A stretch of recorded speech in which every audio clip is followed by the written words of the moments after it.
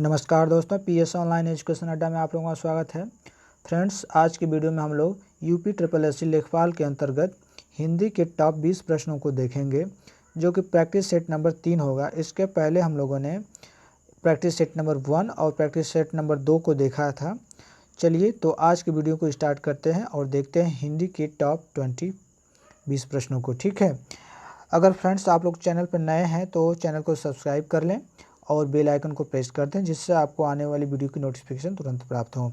तो चलिए आज की वीडियो में पहले प्रश्न से स्टार्ट करते हैं। फ्रेंड्स, पहला प्रश्न हमारा इसमें प्रश्न नंबर 32 से लिया गया है।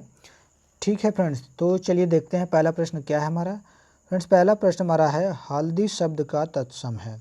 हल्दी शब्द का आपको तत्सम बताना है।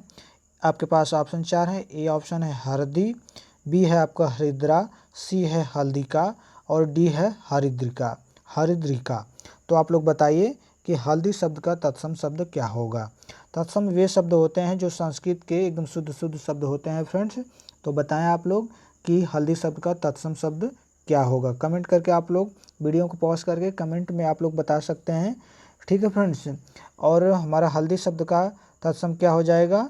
ऑप्शन बी राइट आंसर हो जाएगा, यानी कि हरिद्रा। क्या होता है? हरिद्रा इसका तत्सम शब्द होता है हल्दी का। हल्दी हमारा क्या है? तद्भव शब्द है। आइए अगले प्रश्न पे चलते हैं। अगला प्रश्न कह रहा है समझ शब्द का तत्सम है। समझ शब्द का आपको तत्सम बताना है। फ्रेंड्स, चारों ऑप्शनों को देख लेते हैं। पहला ऑप्शन ए हमारा बोध, बी स्मरण, सी संबुद्धि, डी संस्मरण। तो बताएं आप लोग कमेंट करके कि समझ शब्द का तत्सम शब्द क्या होगा। प्रश्न नंबर 33। और फ्रेंड्स, हमारा प्रश्न नंबर 33 का राइट आंसर हो जाएगा ऑप्शन सी संबुद्धि। ठीक है, संबुद्धि हमारा क्या होता है? समझ शब्द का तत्सम शब्द होता है। ठीक है, किसका? समझ का। अगले प्रश्न चलते हैं। अगला प्रश्न हमारा कह रहा है फ्रेंड्स सांकल शब्द का तत्सम शब्द होगा। जो सांकल शब्द है इसका आपको तत्सम शब्द बताना है। तो आइए ऑप्शन देख लेते हैं क्या क्या है। साकल्य, सायकलह, संकुल या श्रृंखला। तो बताएं आप लोग सांकल शब्द का तत्सम शब्द क्या होगा। फ्रेंड्स, सांकल शब्द का तत्सम शब्द होता है हमारा श्रृंखला, यानी कि ऑप्शन डी इसका राइट आंसर हो जाएगा। क्या होगा? श्रृंखला होगा। प्रश्न नंबर 34। ठीक है, सांकल शब्द जो हमारा जो है ये हमारा क्या है? तद्भव है, और इसका तत्सम शब्द हमारा क्या होगा? श्रृंखला हो जाएगा। ठीक है फ्रेंड्स, अगले प्रश्न को देखते हैं। अगला प्रश्न क्या है हमारा? अस्थि का तद्भव शब्द है। जो अस्थि है इसका तद्भव शब्द क्या होगा? ए हड्डी, बी अशी, सी अथ या डी हस्ती। तो आप लोग बताएं कि अस्थि का तद्भव शब्द क्या होगा। फ्रेंड्स बताएं। प्रश्न नंबर 35। और प्रश्न नंबर 35 का राइट आंसर हो जाएगा हमारा ऑप्शन ए हड्डी। ठीक है, क्या हो जाएगा? हड्डी हो जाएगा। फ्रेंड्स, जो अस्थि है ये हमारी क्या है? तत्सम शब्द है, और हड्डी जो हमारी क्या है? तद्भव शब्द है। कौन सा? तद्भव शब्द है। ठीक है, तो इसका राइट आंसर हमारा ऑप्शन ए हो जाएगा। ठीक है फ्रेंड्स, अगर आप लोग कंप्यूटर का आप लोग कोर्स अगर करना चाहते हो, जैसे कि ट्रिपल सी हो गया या बीटीसी का अगर कोई कोर्स कर रहा हो बीटीसी, तो उसमें कंप्यूटर का सिलेबस है।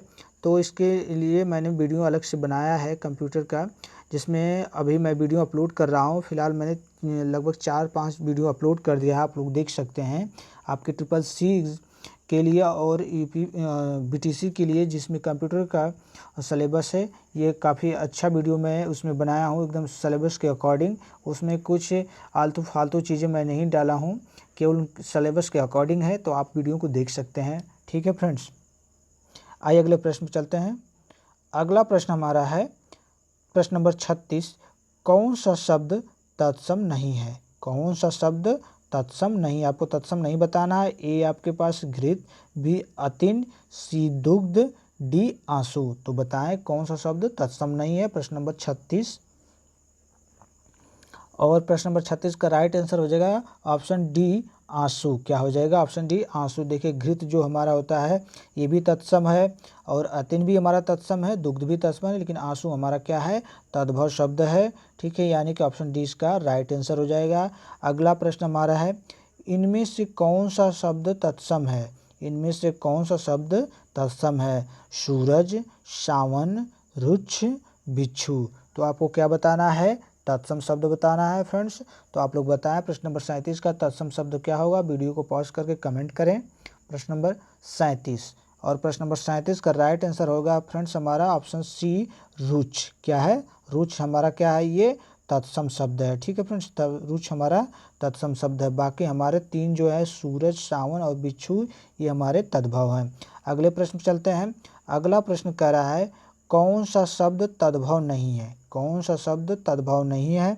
ए आपका है गोमय, बी है घोड़ा, सी चोंच, डी है ऊंट। तो बताएं कौन सा शब्द तद्भव नहीं है? तद्भव बताएं, आपको तद्भव बताना है। प्रश्न नंबर 38। और प्रश्न नंबर 38 का हमारा राइट आंसर हो जाएगा ए। ठीक है, गोमय जो हमारा क्या है? तद्भव नहीं है, ये हमारा तत्सम है। बाकी हमारे ये घोड़ा, चोंच, ऊंट ये हमारे क्या है? तद्भव शब्द हैं। तो हमारा राइट आंसर ऑप्शन ए हो जाएगा गोमय। ठीक है, अगला प्रश्न हमारा है तद्भव शब्द पहचानिए। इसमें आपको तद्भव बताना है। तद्भव शब्द बताइए 4 ऑप्शनों में से। पहला ऑप्शन है गोमय, बी हरिद्रा, सी पर्यक, डी तीखा। तो बताएं आप लोग तद्भव कौन सा है? प्रश्न नंबर 39। और इसका राइट आंसर हो जाएगा प्रश्न नंबर 39 का ऑप्शन डी, तीखा। ठीक है, ये हमारा क्या है? तद्भव शब्द है। गोमय देखा आपने कि यहाँ पे था तो ये तत्सम था, तो गोमय भी हमारा तत्सम हो गया। हरिद्रा भी ऊपर आप लोगों ने देखा था कि तत्सम है। पर्यक भी हमारा क्या है? तत्सम है। लेकिन तीखा जो क्या है? ये हमारा तद्भव शब्द है, यानी कि ऑप्शन डी हमारा राइट आंसर हो जाएगा। कौन सा? Option D. आइए अगले प्रश्न चलते हैं। अगला प्रश्न क्या है? अगला प्रश्न कह रहा है प्रयोग की दृष्टि से क्रिया विशेषण का भेद नहीं है। आपको बताना है प्रयोग की दृष्टि से क्रिया का कौन सा विशेषण क्रिया विशेषण का कौन सा भेद नहीं है। 4 ऑप्शन आपके पास हैं। साधारण क्रिया विशेषण, संयोजक क्रिया विशेषण, अनुबद्ध क्रिया विशेषण, परिणामवाचक क्रिया विशेषण। तो बताएं कि प्रयोग की दृष्टि से इसमें से क्रिया विशेषण का भेद नहीं कौन सा है। ऑप्शन 4 हैं आपके पास। प्रश्न नंबर 41 का कमेंट करें आप लोग आंसर। और इसका राइट आंसर हो जाएगा ऑप्शन डी, परिणामवाचक। ठीक है, ये हमारा प्रयोग की दृष्टि से क्रिया विशेषण का भेद नहीं है। बाकी हमारा साधारण क्रिया विशेषण, संयोजक क्रिया विशेषण और अनुबद्ध क्रिया विशेषण ये हमारे क्या है? प्रयोग की दृष्टि से क्रिया विशेषण के भेद हैं। और परिणामवाचक क्रिया विशेषण का प्रयोग की दृष्टि से भेद नहीं है, यानी ऑप्शन डी हमारा राइट आंसर होगा। अगला प्रश्न हमारा है प्रश्न नंबर 42। ठीक है, रूप की दृष्टि से निम्न में कौन क्रिया विशेषण का भेद नहीं है? ठीक है, रूप की दृष्टि से निम्न में कौन क्रिया विशेषण का भेद नहीं है? ए मूल, बी यौगिक, सी स्थानीय या डी साधारण। तो बताएं आप लोग फ्रेंड्स आंसर इसका। फ्रेंड्स प्रश्न नंबर 42 का आंसर आप लोग बताएं। और 42 का राइट आंसर हो जाएगा फ्रेंड्स ऑप्शन डी, साधारण। ठीक है, क्या है? रूप की दृष्टि से ये क्रिया विशेषण का भेद नहीं है। कौन सा? साधारण। बाकी हमारे मूल, यौगिक और स्थानीय ये रूप की दृष्टि से क्रिया विशेषण का भेद है फ्रेंड्स। आइए अगले प्रश्न पर चलते हैं। अगला प्रश्न क्या कह रहा है? अगला प्रश्न कह रहा है थोड़ा धैर्य रखो सब ठीक हो जाएगा वाक्य में किस प्रकार का क्रिया विशेषण है? थोड़ा धैर्य रखो सब ठीक हो जाएगा वाक्य में किस प्रकार का क्रिया विशेषण है, ये आपको बताना है। ठीक है, तो हमारे पास विकल्प है 4, यौगिक, साधारण और परिणामवाचक, स्थानीय। तो बताएं आप लोग थोड़ा धैर्य रखो सब ठीक हो जाएगा, इसमें कौन सा क्रिया विशेषण है? फ्रेंड्स इसका राइट आंसर हो जाएगा हमारा ऑप्शन सी, परिणामवाचक। ठीक है, क्या है? परिणामवाचक। देखिए थोड़ा जो होता है हमारा परिणामवाचक होता है। जैसे थोड़ा हो गया और कह सकते हैं कुछ हो गया, ये हमारा क्या होता है? ये परिणामवाचक होता है। ठीक है, परिणामवाचक क्रिया विशेषण होता है। अगले प्रश्न चलते हैं। अगला प्रश्न क्या है हमारा? किस वाक्य में क्रिया भूतकाल में नहीं है? आपके पास 4 ऑप्शन है, 4 वाक्य हैं और उनमें आपको खोजना है कि कौन सा वाक्य जो है भूतकाल में नहीं है। तो देखिए एक एक ऑप्शन को चेक कर लेते हैं। वह पढ़ रहा था, बी है उसने पढ़ाई की थी, सी है वह पढ़ने वाला है, डी उसने पढ़ाई कर ली थी। तो आप लोग बताएं किस वाक्य में क्रिया भूतकाल में नहीं है। इसका राइट आंसर हो जाएगा फ्रेंड्स, एकदम आसान सा प्रश्न था, ऑप्शन सी वह पढ़ने वाला है। ठीक है, ये इसका राइट आंसर हो जाएगा। जो ये आपका ए है पढ़ रहा था, ये आपका भूतकाल है। ठीक है, और ये उसने पढ़ाई की थी, ये भी आपका भूतकाल है। उसने पढ़ाई कर ली थी, ये भी आपका भूतकाल है। लेकिन वह पढ़ने वाला है, ये आपका भविष्यकाल का है। तो ये आपका राइट आंसर हो जाएगा कौन सा, ऑप्शन सी। अगले प्रश्न चलते हैं। अगला प्रश्न कह रहा है निम्न में कौन सा शब्द अविकारी नहीं है। आपको अविकारी शब्द बताना है फ्रेंड्स। अविकारी क्या होते हैं उसको थोड़ा सा जान लीजिए। अविकारी वे शब्द होते हैं जिनमें लिंग और वचन का अगर परिवर्तन कर दिया जाए तो भी वे शब्द ज्यों का त्यों बने रहते हैं, उनमें कोई विकार उत्पन्न नहीं होता है। तो ऐसे शब्दों को हम लोग क्या कहते हैं, अविकारी शब्द कहते हैं। आइए देख लेते हैं, 4 ऑप्शन आपके पास कौन कौन से हैं। ए हमारा है हाथी, क्या है हाथी, बी यहाँ, सी इधर, डी उधर। तो आप लोग बताएं कौन सा अविकारी शब्द नहीं है। और इसका हमारा राइट आंसर हो जाएगा फ्रेंड्स ऑप्शन ए हाथी। ठीक है, यहाँ इधर उधर ये आपके क्या है, अविकारी शब्द हैं। ठीक है, यहाँ जैसे आप एक आपको उदाहरण देता हूँ, जैसे राम यहाँ आया था, देखिए राम पुल्लिंग है, उसमें हमने यहाँ का प्रयोग किया है, तो राम यहाँ आया था। तो यहाँ अभी स्त्रीलिंग हम इसको बनाएंगे तो यहाँ देखिए क्या परिवर्तन होता है उसमें, राम यहाँ आया था, अब स्त्रीलिंग करते हैं, सीता यहाँ आई थी, देखिए सीता स्त्रीलिंग हो गई, लेकिन यहाँ वैसे के वैसा ही शब्द है। तो ऐसे शब्दों को हम लोग क्या कहते हैं, अविकारी शब्द कहते हैं। ठीक है, क्या कहते हैं, अविकारी शब्द कहते हैं। तो इसमें पूछा था क्या कि अविकारी नहीं है, तो यानी ऑप्शन ए हमारा राइट आंसर हो जाएगा। अगला प्रश्न हमारा है इसमें कौन सा तात्कालिक वर्तमान काल का उदाहरण नहीं है। आपको ये बताना है कि इसमें कौन सा तात्कालिक वर्तमान काल का उदाहरण नहीं है, सॉरी उदाहरण है। इसमें कौन सा तात्कालिक वर्तमान काल का उदाहरण है। ऑप्शन आपके पास है वह जाता है, बी है वह जा चुका है, सी है आपका वह जा रहा है, और डी है वह जाता होगा। ठीक है फ्रेंड्स, तो आप लोग बताएं कौन सा होगा आपका तात्कालिक वर्तमान काल का। और इसका राइट आंसर हो जाएगा हमारा ऑप्शन सी वह जा रहा है। ठीक है, ये तात्कालिक उदाहरण है तात्कालिक वर्तमान काल का। वह जाता है जिसको अंग्रेजी में आप लोग इंडेफिनिट कहते हैं, वह जा चुका होगा, वह जा चुका है, ये आपका ये भूतकाल में है, और वह जाता होगा ये आपका फ्यूचर यानी कि भविष्य काल में हो जाएगा। ठीक है फ्रेंड्स, इसलिए इस हिसाब से हमारा कौन सा राइट आंसर होगा, ऑप्शन सी वह जा रहा है। ये हमारा क्या तत्कालीन वर्तमान काल का उदाहरण है। अगले प्रश्न पे चलते हैं। अगला प्रश्न हमारा है मोहन उठकर बाहर जाओ फूल ले आओ, इस वाक्य में बाहर किस प्रकार का शब्द है। ए संज्ञा, बी विशेषण, सी अव्यय, डी क्रिया विशेषण। तो बताएं आप लोग, मोहन उठकर जाओ और मतलब कि फूल ले आओ, उठकर बाहर जाओ और फूल ले आओ, कौन, मोहन को कहा जा रहा है। इसमें आपको बताना है जो बाहर शब्द जो यूज हुआ है वह किस प्रकार का शब्द है। 4 ऑप्शन है आपके पास, प्रश्न नंबर 47, और प्रश्न नंबर 47 का राइट आंसर हो जाएगा हमारा ऑप्शन डी क्रिया विशेषण। ठीक है, क्या हो जाएगा, क्रिया विशेषण, यानी ऑप्शन डी राइट आंसर हो जाएगा। देखिए जो हमारा कैसे ये क्रिया विशेषण हो रहा है, मोहन उठकर बाहर जाओ, अगर यहीं पे केवल होता है मोहन जाओ, ठीक है, मोहन जाओ और फूल ले आओ, तो ये होता आपका कि विशेषण, इसमें मतलब क्रिया होता, इसमें विशेषण नहीं क्रिया होता। लेकिन इसमें बाहर जो शब्द लगा है ये बाहर, ये क्या कह रहा है कि मोहन जाओ लेकिन बाहर जाओ, ये उसकी विशेषता बता रहा है कि आपको जाना है बाहर जाके और फूल ले आना है। ये तो हमारा क्या हो जाएगा, क्रिया विशेषण, यानी उस क्रिया के क्या कर रहा है वो विशेषता बता रहा है। और जो शब्द क्रिया की विशेषता बताते हैं वे हमारे क्रिया विशेषण कहलाते हैं। क्या कहलाते हैं, क्रिया विशेषण कहलाते हैं, यानी कि हमारा ऑप्शन डी राइट आंसर हो जाएगा।